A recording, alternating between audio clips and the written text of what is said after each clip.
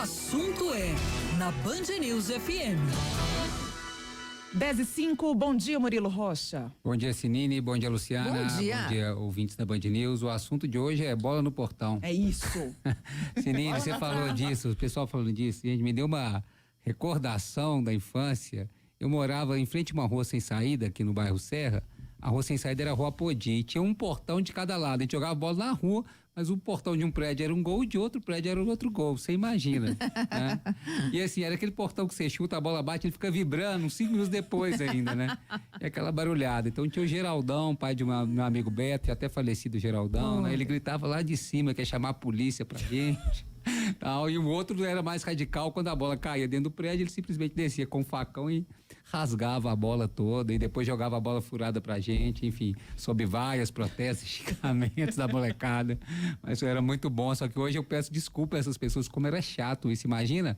Toda hora uma bola no portão, aquele portão vibrando, ficava aquele barulho insuportável. Então, desculpas aí retroativas às pessoas, mas enfim, faz parte também da infância, era muito bom. A Rua Apodi, que era uma rua sem saída, a gente chamava carinhosamente de ruinha, né? Nem era ruazinha, não, era ruinha.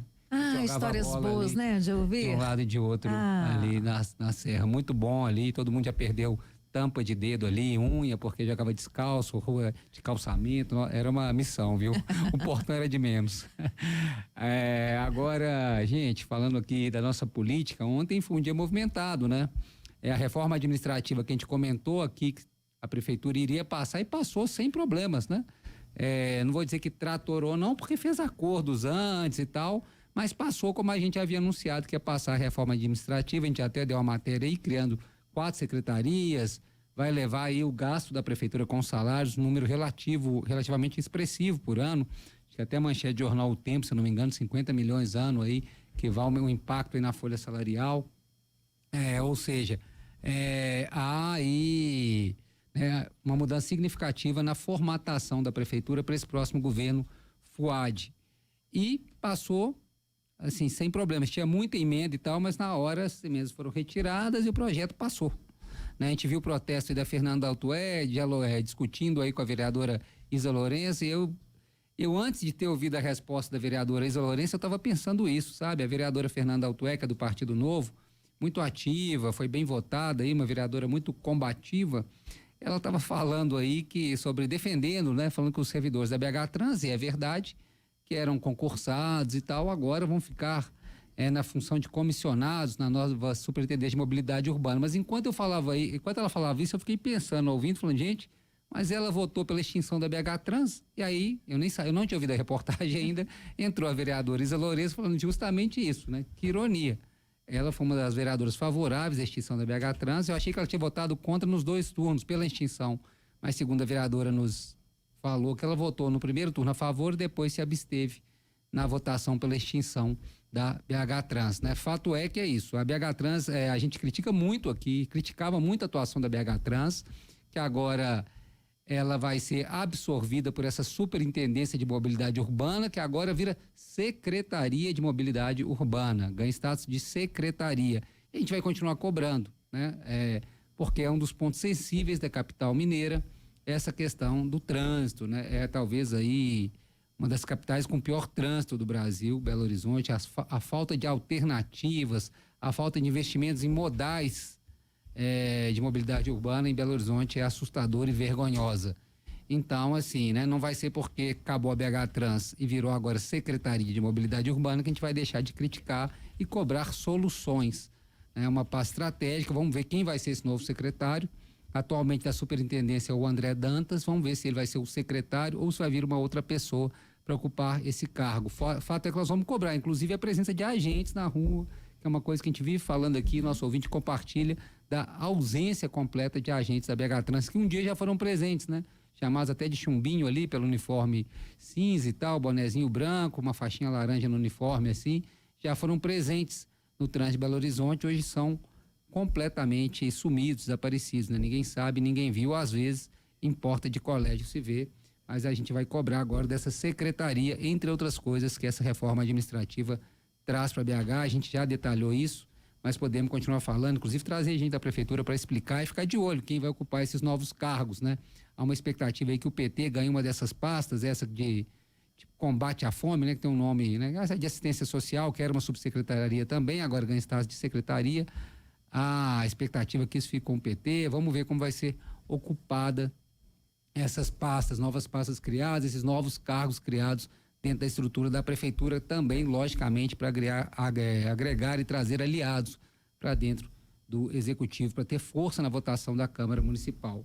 Esse foi um ponto importante ontem. Outra questão importante, já trouxemos matéria aqui também, aeroporto Carlos Prates, o projeto, né, vou dizer, não foi tão detalhado, mas assim, apresentado já, né, agora falando lá em UPA, centro de saúde, escola, já tem um desenho lá, e 4.500 moradias. Eu tinha falado ontem aqui em 3 mil unidades, cerca de 3 mil, na verdade são 4.500 unidades populares que estão sendo pensadas, e as pessoas falaram em cerca de 13 mil, né, 12, 13 mil pessoas. Aí é a projeção de um bairro, um mini bairro para 12 a 13 mil pessoas. Volto a falar, acho importante esse projeto da perspectiva de moradias populares. Belo Horizonte tem uma falta de moradias populares. Há pessoas aí né, que não têm casa e precisam ter casa. É um direito básico, é fundamental isso, corrigir esse déficit. Mas, e aí, esse mas é um mas muito importante, um mas em caixa alta, tem que se pensar na viabilidade desse bairro, senão aquela região que já é complicadíssima, gente, aquele final ali da Pedro II, que encontra com a ANEEL, que está ali perto do aeroporto Carlos Prates, aquilo ali é um inferno dependendo do horário. Então, se não houver um planejamento muito interessante, muito, né, pensar em transporte público, não só em ônibus, pensar em alternativas para aquilo ali, até agora ninguém falou disso, né, de que vai se criar ali para essa população ali se locomover, vai ser um problema. Porque vamos pensar ali, 12 mil pessoas morando ali. Olha o impacto disso. Hoje no Brasil, todo mundo tem carro, quase todo mundo, né? É um exagero falar todo mundo tem carro, mas muitas pessoas têm carro. Seja carro novo, carro velho, o brasileiro tem. O brasileiro é uma pessoa, justamente pela falência do sistema de transporte público das cidades, todo mundo recorre ao carro. Você imagina esse impacto numa região já saturada, né? Então, assim, fica esse alerta. Eu acho que é uma coisa super ali, acho que é uma coisa, um barril de pólvora, mas eu acredito, espero que a prefeitura esteja pensando nisso, né?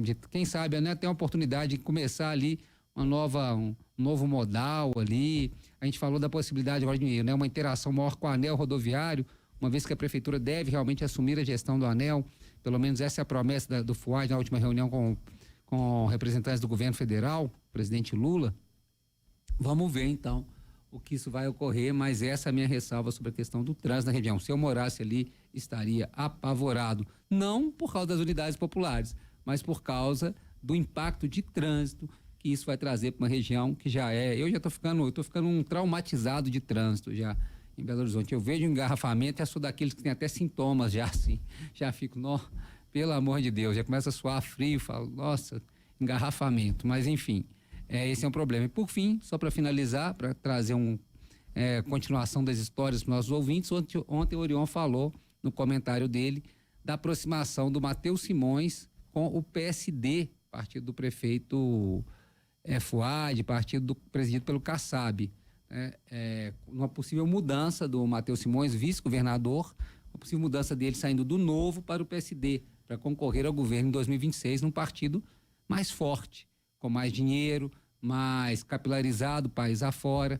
Então, ele falou dessa mudança, os dois partidos negaram, o presidente estadual do Novo falou que não existe isso, o presidente estadual do PSD, o Cássio Soares também, o deputado Cássio Soares, falou que também não existe isso, mas houve a conversa. Isso é um fato. Matheus Simões e Kassab conversaram, o Kassab procurou o Matheus Simões, ele até reconhece que é uma coisa que tem que se conversar mesmo, mas disse que isso ele deu uma entrevista no Globo, que eu li isso. Ontem, no final do dia, ele deu uma entrevista ao Jornal Globo falando que há impasses aí nessa relação, até porque o PSD nem decidiu se Rodrigo Pacheco vai ser um candidato ou não, tem o Alexandre Silveira, há pendências aí para serem resolvidas. Mas, mais uma vez o mas em caixa alto aí, é um aceno sim para 2026. Não sai do partido agora, não sai do Novo para 2026, mas podem saber aí que talvez seja uma operação para ocorrer no futuro. é o início de uma conversa, tá? Então, assim, não é tão descabido quanto parece. Vai depender do andar da carruagem para 26. Se a extrema-direita tem um candidato, tipo Cleitinho, Nicolas, não é interessante o Matheus ficar no Novo, um partido praticamente sem aliança, um partido sem força partidária. Para ele ter viabilidade, ele teria que mudar de partido e mudar de campo, teria que caminhar para o centro. E talvez o PSD fosse esse partido para ele fazer essa migração. Mas tudo isso depende de muitos fatores, condicionantes. O jogo só está começando pensando em 26, mas não é descabida essa mudança. Faz muito sentido, não à toa conversaram sobre este assunto. A mudança não ocorre agora, mas quem sabe num futuro próximo. É isso.